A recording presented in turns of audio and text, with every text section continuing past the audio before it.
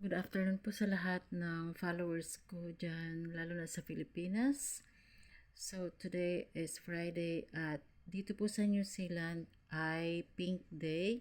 So, as you notice, nakasuot po ako ng color pink because we are instructed to wear color pink, even my students, all our staff and students.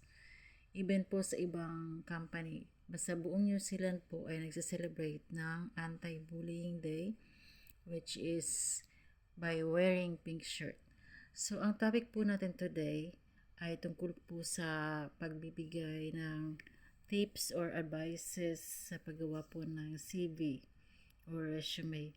Kasi ang dami na pong nagre-request sa akin after nung ma-approve po yung or after po ma-hired ni Ma'am Marnelyn. So, si Ma'am Marnelyn po ay isang follower ko na nag-ask about some suggestions at chinek ko po yung kanyang CV. And then, according to her, after niya sinunod yung aking suggestions ay na-interview po siya at na-hired. So, today po, bibigyan ko naman po ng suggestions and nireview ko po ang CV ni Ma'am Kat. Si Ma'am Kat. So, ipapakita ko po sa inyo yung kanyang CV. Ayan po. At magbibigay po ako ng aking suggestions and tips.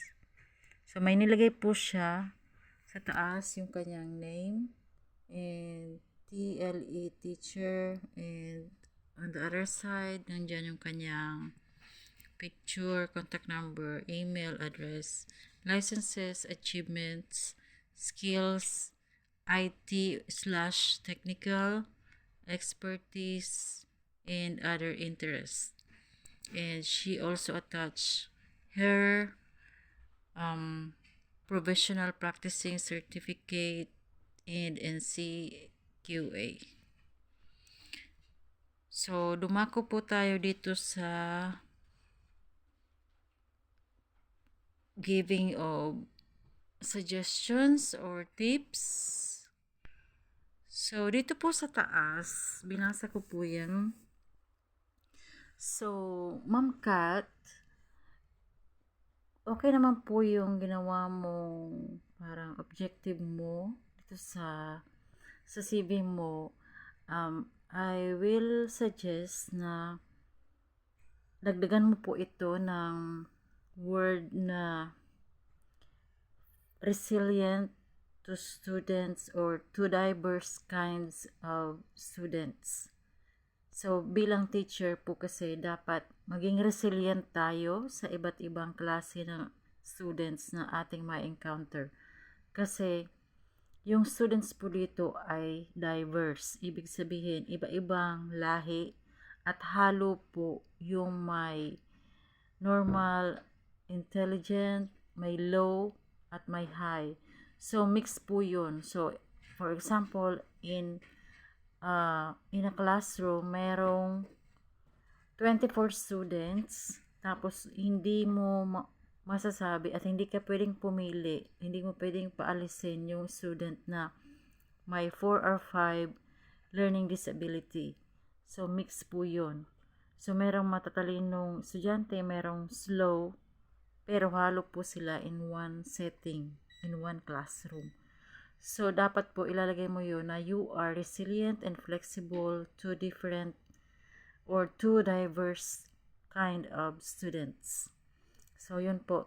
And dito po sa educational background, okay naman po yan. So, nilagay mo dyan kung saan ka nag-aral at kung anong course kinuha mo at anong taon. Then, sa career history, okay naman po yan. So, meron kang primary teaching and as reliever. And yung teaching experience mo is more 9 years. Okay, so from 2016 to present. So, okay naman po mostly. Ang masasabi ko lang po kagaya ng binigay kong tip kay Miss Marnelyn. So, tanggalin nyo po first is yung picture nyo. No need na po ng picture.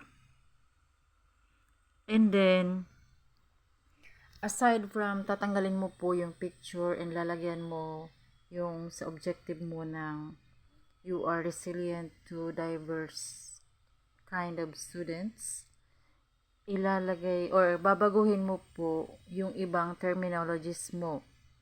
So, yung CV mo po mag-vary depende sa ina-applyan mo po kung ano yung nilagay ng school sa job description. And yung terminologies mo po na gagamitin ay babaguhin mo rin po at ibabagay mo kung anong ginamit na terminologies doon sa job posting na nakalagay sa Education Gazette website.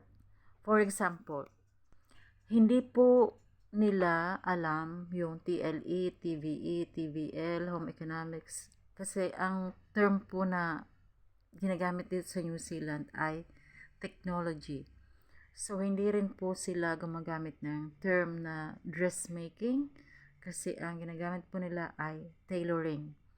Hindi rin sila gumagamit ng cookery or bread and pastry kasi ang term po na ginagamit nila ay food and nutrition and catering. So, yun po yung mga terminologies na kailangan nating tingnan or i-consider at i-edit natin yung ating CV kung ano yung kung paano at anong term yung nilagay nila sa kanilang job posting. So, yun po yung ilalagay natin sa CV natin. So, konting edit lang po, konting revise ng ating CV at parang yung terminologies po nila yung ating magiging guide sa pag-edit. Yun po. And yung sa atin po kasi yung year, halimbawa year 9 dito sa atin ay grade 9. So, yun po yung difference. Instead of grade, year po yung gagamitin. So, yun po yung aking konting suggestions. And mostly naman po, according dito sa CV ay okay naman. Tapos, pag nag-save po kayo ng CV, syempre naka-PDF yun. Pag i-upload nyo dun sa mga schools na applyan nyo and make sure na meron kayong Word na file para pag nag-edit kayo, in case gagamitin nyo na naman sa ibang school, ay madali lang po. For example, sa akin, meron akong file ng CV na nakasave sa USB ko na as teacher kasi nag-apply ako as food tech teacher. Meron din akong in-apply na as HOD.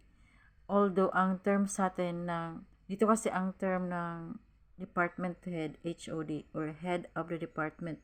Nag-apply po kasi akong HOD dito pero hindi ako na-hired or walang nakapansin sa akin. Unfortunately, yung natanggap kong reply.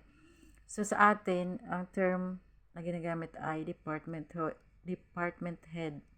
So, yun po yung isa sa in-edit ko. Kapag yung a-applyan ko position ay pang HOD, so, ini-edit ko yung CV ko, papalitan ko na ng mga skills na I possess at yung mga nagawa ko bilang HOD or bilang department head nung nasa Pinas pa ako. Kaya yun po yung mga ini-edit ko na part. So, dapat doon mag-highlight yung CV mo kung ano yung nilagay nila sa job description sa posting nila doon sa Education Gazette website. So, sana po nakatulong yung aking suggestions. And sa mga nagtatanong po, sundan nyo lang po yung format ni Ma'am Kat. Pero, hindi po ako magbibigay ng aking personal na CV kasi syempre may mga personal information po ako doon, and we have data privacy law. So ayaw ko namang kumalat lahat ng details ko like my phone number, birth date, address, and email address. So may ibibigay man ako sa page ko, pero naka-hide po yung ibang information. So, picture lang po yun. Paki-follow na lang po, and kung merong magpapacheck po ng kanilang CV, pwede pong isend sa messenger ko. And then, I'm just saying na ang binibigay ko po dito sa aking page ay base lamang po sa aking experience, personal experience. I'm not expert on this. Hindi rin po ako English major, and I just base my advice from my personal experience. So, that's all po. Thank you for following my page. Sana po nakatulong ang aking mga tips and suggestions. Thank you.